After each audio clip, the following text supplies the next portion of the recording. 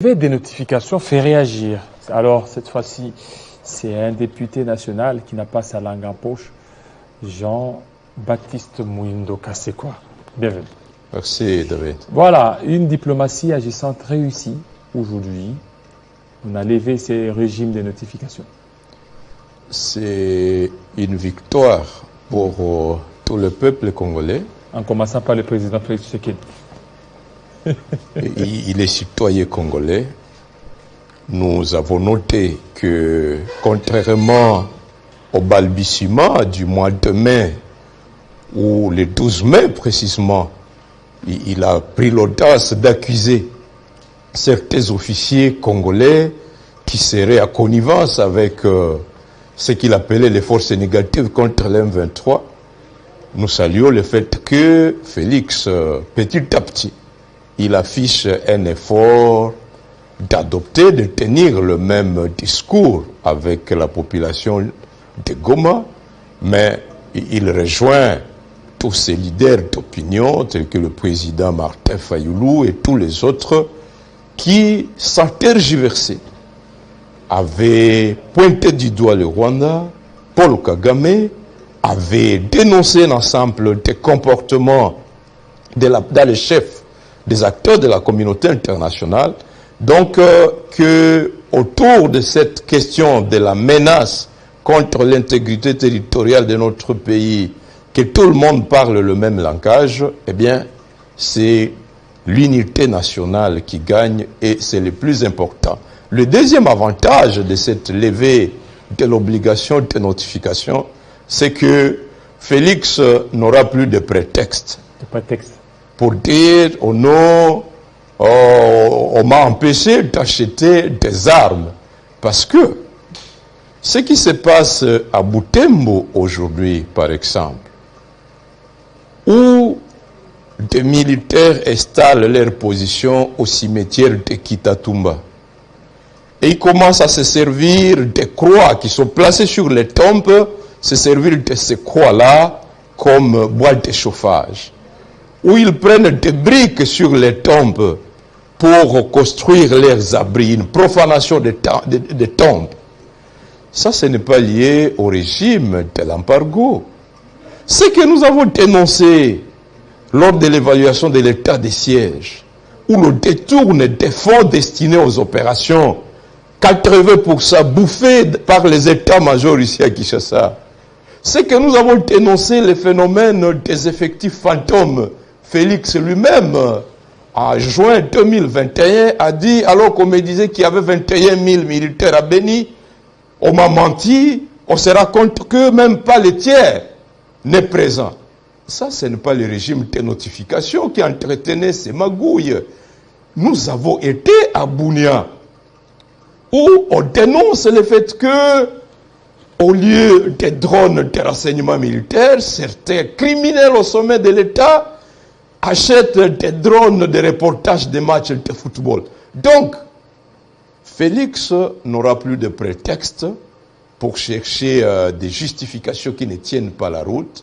Nous avons assisté à des scènes inacceptables, des images au circulé à Bunia, où des miliciens des groupes armés viennent prendre des cargaisons imposantes d'armes auprès de nos forces.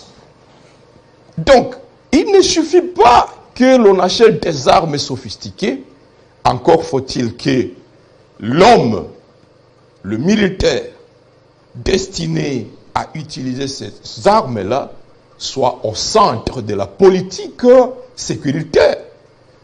Nous avons voté le budget et la part réservée à la défense a été évaluée à 6%. Ce qui était signifiant, je vais y revenir. Personnellement, je soutenais l'idée qu'au regard des menaces d'agression dont nous sommes victimes aujourd'hui, que l'accroissement d'environ 6 milliards de dollars prévu au budget 2023 par rapport au budget de 2022, que ces 6 milliards soient affectés d'un seul coup à couvrir les besoins présentés par l'armée dans le cadre de la loi de programmation militaire, nous n'avons plus le droit d'attendre que les 5 milliards demandés dans le cadre de cette loi soient affectés, offerts à l'armée au bout de 5 ans. C'est-à-dire attendre jusqu'à 2028. Alors que nous avons une opportunité unique. Que 2023, nous allons affecter, nous aurons 16 milliards au lieu de 10 milliards réunis pour l'année 2022. Pourquoi ne pas nous serrer la ceinture? Que les conseillers autour de Félix acceptent qu'ils n'auront pas de majoration de leurs salaires et primes, qui sont déjà exorbitants. 27 000, 34 000. Que le cabinet de Premier ministre, la Cour des comptes, a relevé qu'il y a eu des dépassements dans le paiement même des salaires de base qui sont censés être fixes. Dépassement jusqu'à 710%. Que au service de la CECOPE, service de paye, du contrôle de paye, les dépassements de salaire ont atteint plus de 45 000%. Qu'on accepte que on se serre la ceinture pour limiter le fonctionnement de l'État au niveau du budget de 2022, mais que, et avec cette levée du régime de notification, que nous prenions les 6 milliards pour réaliser la montée en puissance des FARDC tout d'un seul coup, qu'on lance la construction des casernes, mais principalement, disais-je, qu'on mette le militaire au centre de cette politique de montée en puissance de l'armée. Parce qu'en définitive, que l'on achète des drones sophistiqués, que l'on achète des armes, je ne sais de quel calibre, si le militaire congolais n'est pas bien rémunéré, n'est pas bien soigné, tout ça, le régime... ses enfants ne sont pas scolarisés, il n'est pas logé, eh bien, toutes ces armes ne serviront à rien parce que l'arme principale, c'est d'abord le militaire congolais dont nous disposons. Est-ce que sur le terrain, il y aura un changement de rapport de force avec la levée de ce régime de notification? Alors, comme je le disais, d'abord, il faut que nous revoyions notre politique du traitement du militaire congolais. Si c'est là, mais il y a la loi de reprogrammation militaire. C'est ce que j'étais en train de dire. En fait, lorsque vous faites l'examen du programme d'urgence de 100 jours de M. Félix, du 2 mars 2019, vous constatez à l'œil nu que la réforme de l'armée n'a figuré nulle part dans ce programme d'urgence de 200 jours.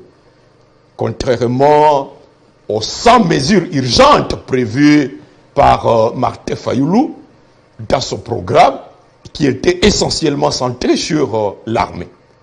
Lorsque vous prenez le programme du gouvernement Ilukamba, premier gouvernement sous M. Félix, après environ 8 mois, pendant que son cabinet gérait le fameux programme d'urgence qui n'accordait aucune place à l'armée, il est vrai dans le programme Ilukamba, la question de la pacification de l'Est ressort comme le premier pilier de ce programme de gouvernement, mais les membres de l'Union sacrée, dans la motion de défiance du gouvernement Ilukamba, ont fait une évaluation sans complaisance pour dire que la situation était devenue pire qu'avant l'entrée en fonction du gouvernement Ilukamba. C'est dire que les bonnes intentions inscrites au premier palier de la pacification n'ont pas été réalisées, sans oublier que tous les conseils des ministres étaient présidés par M. Félix lui-même.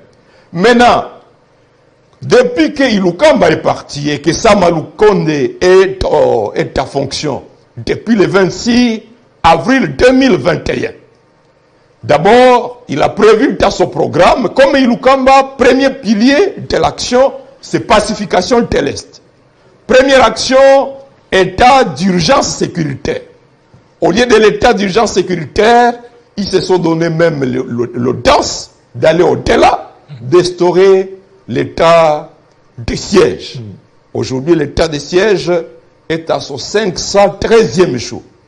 Mais curieusement, la situation est devenue pire que du temps de Ilukamba.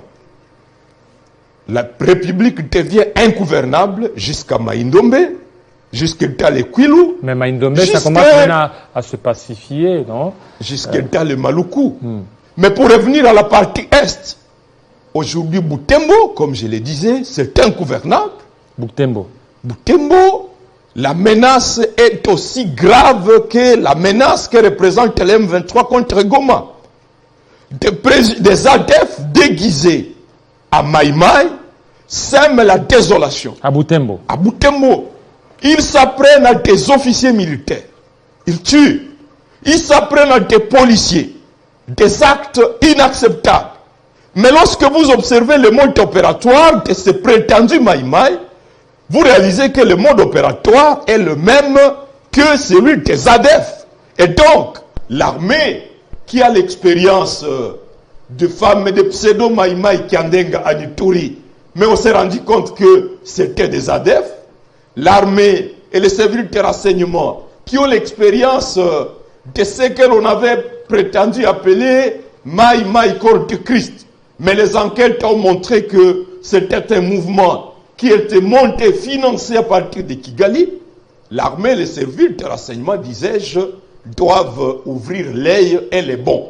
Malheureusement, les comportements des unités qui sont là sont de nature à traumatiser la population. Tenez, David. On arrête des enseignants au motif qu'ils sont de Maïmaï. Ce qui a fait que les enseignants ont décrété 3 journées d'école fermée à Butembo.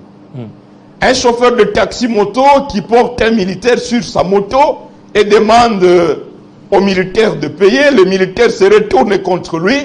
On jette le chauffeur de taxi-moto dans le cachot et on demande à sa famille de payer $500. Dépassé 48 heures, le chauffeur de taxi-moto est envoyé à la prison de Kangwai à Beni. Alors qu'il y a même un auditorat à Butembo. Beaucoup de jeunes, beaucoup de papas se retrouvent à la prison centrale de Beni, arrêtés à Butembo, simplement parce que leurs familles n'ont pas trouvé 500, 300, $400 pour libérer les leurs. Les bouclages sont organisés la nuit et les militaires entrent dans des maisons de particuliers nuitamment.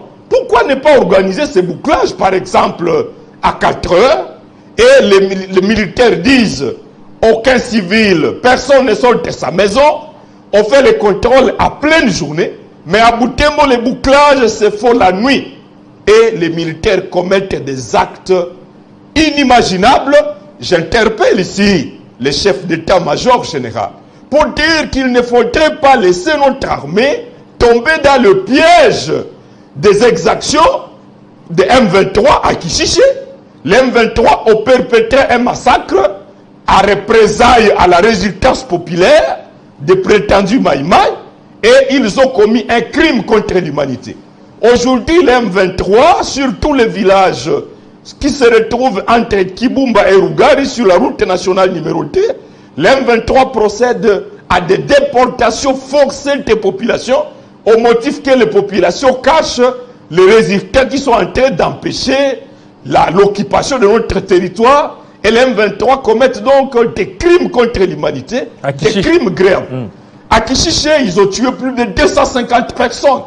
Mais le Rwanda a dit que... Donc je voudrais dire, David, pour achever, que le chef d'état-major général doit vite intervenir à Butembo pour empêcher que notre armée ne tombe dans des crimes contre l'humanité à représailles aux provocations inacceptables commises par ces ADF déguisés à Maïmaï.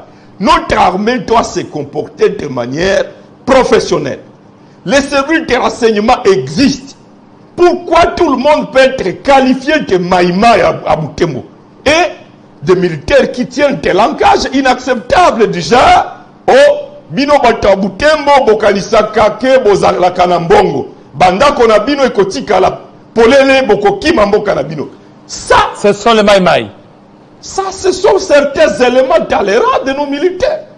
Parce qu'ils sont énervés par des actes inacceptable est posée par les Altef qui se déguisent à Maïmaï, mais ce n'est pas une raison pour qu'une armée loyaliste, une armée nationale se comporte, s'expose à des actes comme ceux posés par l'M23 contre les populations de Kichiché, les populations de Katale, de Biruma. Donc, j'interpelle l'auditeur général des FARDC. L'armée se caractérise par la discipline.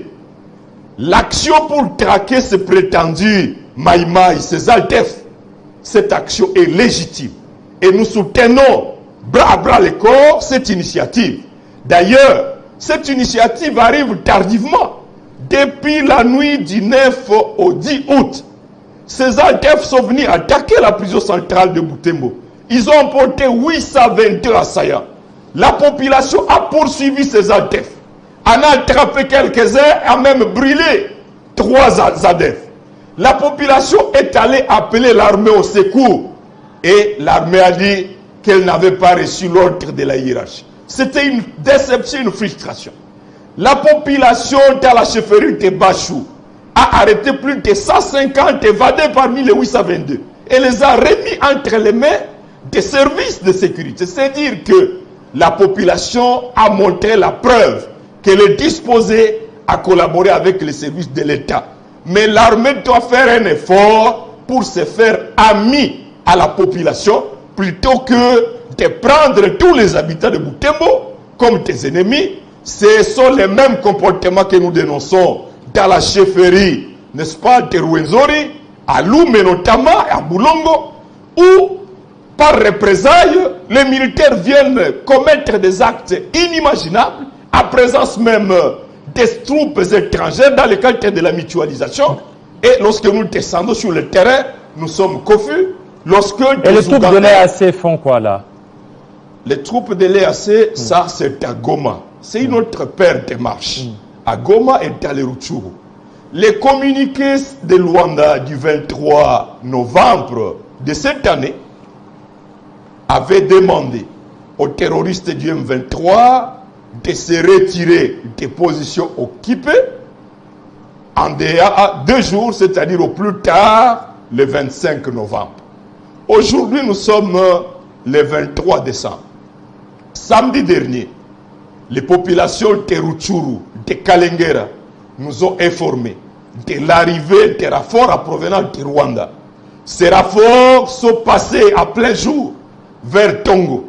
Les terroristes du M23 ont tenu des meetings à Tongo. Et dans ces meetings, ils ont menacé de descendre dans le groupement de Bukombo et d'aller prendre la ville de Kichanga, à la frontière avec Massissi. Et dans leur discours, dans leur meeting, ils menacent d'exterminer les hommes et les garçons qu'ils vont retrouver là-bas, parce qu'il faut saluer ici la résistance populaire des Congolais habitant Rutshuru, habitant Massissi, habitant Nyiragongo, qui infligent, n'est-ce pas, des échecs, des pertes énormes au M23. Et donc, ces terroristes, au lieu de se retirer conformément au communiqué de Luanda du 23 novembre, ils sont en train d'envoyer des renforts. J'ai suivi Félix qui dit en Bandaka qu'ils sont en train de plier leurs bagages. Mais il faut cesser de s'amuser avec l'intégrité. C'est faux. Mais comment? Lui-même, il a tous les services de renseignement. Il sait que ces terroristes sont en train de faire des renforts. La semaine dernière, ils ont menacé de tenter une incursion sur Goma. Nous saluons ici la vigilance de l'armée sur l'axe Kibumba. Nous saluons la vigilance de la population. Mais nous dénonçons le fait que nous observons une sorte de trêve sur l'axe Mabenga, sur l'axe Nyamilima à l'est, et même du côté ouest. L'armée doit être renforcée, motivée, pour capitaliser la résistance que la population affiche. Les M23 ont du mal à avancer. Et si l'armée sort de sa trêve pour se joindre à cette résistance populaire, eh bien, avant le 31 janvier 2023, nous devons avoir chassé les M23 de tous ces territoires parce que la CENI a prévu lancer l'enrôlement dans la zone opérationnelle 3 à partir du 12 février. Rutshuru doit se faire enrôler, Nyiragongo doit se faire enrôler. Nous ne pouvons plus accepter que certains territoires du Nord Kivu soient privés du droit de vote comme ce que nous avons vécu en 2018 où Beni, Butembo, Yumbi ont été exclus des élections. Voilà. Et donc, pour que cet enrôlement se fasse, eh bien, l'armée doit tout faire. Mais je disais, l'armée de la force régionale qui avait menacé d'intervenir militairement si jamais, au 25 novembre, les terroristes du M23 ne libéraient pas ses positions, eh bien, aucune intervention. Au contraire, on voit des contingents kenyans se charger d'ouvrir la grille de l'aéroport de Goma. On attend le commandant de la force régionale, le commandant kenyan qui dit que pour eux, les offensives sont la dernière cartouche et qu'ils sont venus accompagner le processus politique, processus de Nairobi, par lequel on donne des per diem aux groupes armés, on donne des billets d'avion, on donne une prime aux seigneurs de guerre, mais par l'état de siège, des activistes des mouvements citoyens, tels que Mamou Chondungo, il est condamné à 5 ans pour avoir dit que l'état de siège était inefficace. Des activistes comme Fisto Isambiro à la prison de Beni, comme Delcate Itengo, condamné à 10 ans de prison, simplement pour avoir dénoncé que les opérations militaires étaient inefficaces. Bref, M. Félix instaure un régime de tyrannie, de sorte que les seigneurs de guerre sont récompensés. On a vu un spectacle de la rencontre entre FARDC et les terroristes du M23 à Kibumba. Mais tous ceux qui luttent par la non-violence sont jetés à prison. Et ça, c'est inacceptable. C'est inacceptable. Donc, pour nous, le chef d'état-major et l'auditeur général doivent descendre de toute urgence à Butembo pour réguler les comportements de nos forces. Mais également, à Rutshuru, les FARDC doivent capitaliser la résistance populaire pour qu'au plus tard, le 31 janvier, Rutshuru soit libéré. Les populations meurent à Kanyaruchinya. On a déclaré le choléra. Les populations ne sont pas assistées. Et ça, c'est inacceptable. Il y a urgence que l'on intervienne pour que la situation s'améliore. Sans oublier que la semaine passée, 60 Congolais sont tués, sont morts par les ADF à Beni, à Otomabere, à Dalia, à Kanana.